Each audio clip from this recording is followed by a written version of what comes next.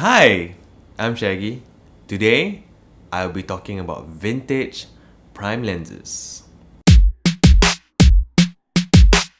So, when I first began my journey in this so-called DSLR videography, I was really excited about the prospect of being able to use interchangeable lenses on my cameras. When I was studying film back in 2006 to 2009, interchangeable lens video cameras weren't really very accessible for everyone.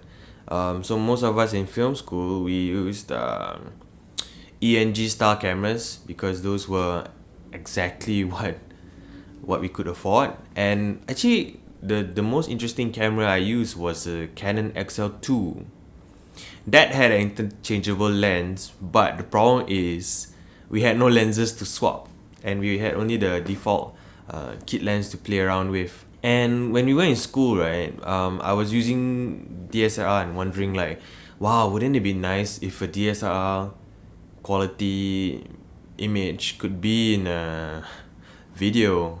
Lo and behold, many years later, two to 3 years later after I finished school, the whole DSLR revolution came about with the 5D Mark II. Everything changed. And here we are living in a world where a lot of us take for granted the fact that we can actually make great video out of, even consumer grade DSLRs. Why am I talking about vintage glass? Okay, so the good thing about vintage lenses is that they allow you as a starting, when you're starting out in videography, to try out different focal lengths so that you get used to using different types of focal lengths. And another reason that is great is because you get to try really fast glass. That means the aperture is really big at a very low cost. Mainly because these lenses are old, they have no autofocus, and they're probably like second, third, fourth hand by the time it reaches your hands. I really feel that vintage prime lenses are the way to go if you really want to start out learning videography on a DSLR type camera or mirrorless type camera, because you really get to understand what focal lengths mean. You really get to understand what it means, what a 50mm means. Because once you're stuck with that focal length, you have nowhere else to go, and you have to adjust yourself, and your whole body will understand what it means like to shoot at certain focal lengths. And like by then, when you look at any picture or you look at any video, you can kind of guess what focal length that the photographer or videographer is using. I think that's a wonderful skill to be able to spot these kind of things. So I have three lenses here with me. I have my Canon FD 50mm, I have a Canon FD 85mm, and I have a Olympus Pen F 38mm f1.8. So I have two f1.8, which is the 85mm and the 38mm, and one 1.4, which is the 50mm. So the good thing about practicing with lenses like this is that you get to practice and memorize different types of focal lengths. Because when you start out with maybe photography or videography, you get your kit lens, you take for granted the fact that you can just zoom in and zoom out, and you don't really know what you're really doing because of all the convenience that is already built into the zoom lens, the kit lens. Then you don't really know what focal lengths you need. And if you want to up your game in videography, you need to start using prime lenses, like in my opinion, because prime lenses allow you to get faster in glass, and also because they are spending less on the zoom mechanism, I believe they can give you a better quality of glass. Let me just run through the tests of the different lenses. So this first one is actually my Olympus Pen F 38mm f1.8.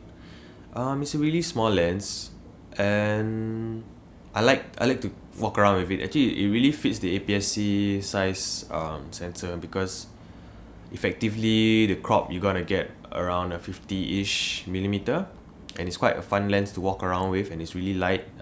It's a good travel lens. It's just that you have to really zoom with your feet, as you know. And the next one is actually my Canon FD 50mm f1.4. When I first got this lens, I really love how it looked, because it was a big jump from using a kit lens, and it blew my mind, and it was the lens that has been with me forever. Most of my good stuff was actually made on this lens. I really enjoyed using this one. The story behind this 85mm Canon FD f1.8 was that I bought it when I was traveling in Seoul.